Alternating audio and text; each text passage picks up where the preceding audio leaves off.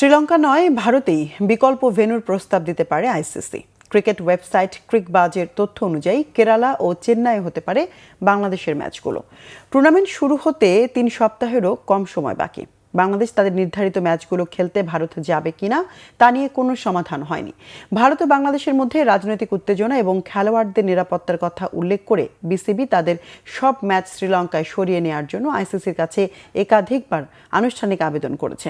ক্রিকবাজের তথ্য অনুযায়ী আইসিসি বিকল্প ভেন্যু খুঁজছে ঠিকই, কিন্তু বাংলাদেশের চাওয়া অনুযায়ী সেগুলো শ্রীলঙ্কায় হওয়ার সম্ভাবনা কম। আইসিসি ও বিসিসিআই তামিলনাড়ু ক্রিকেট অ্যাসোসিয়েশন এবং কেরালা ক্রিকেট অ্যাসোসিয়েশনের সঙ্গে যোগাযোগ করেছে। বাংলাদেশের ম্যাচগুলো চেন্নাই ও ভিরুপাথাপানপুরামে সরিয়ে নেওয়ার বিষয়টি খতিয়ে দেখা হচ্ছে।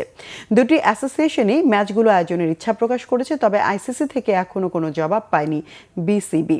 আজ এই বিষয়ে আনুষ্ঠানিক প্রতিক্রিয়া দিতে পারে।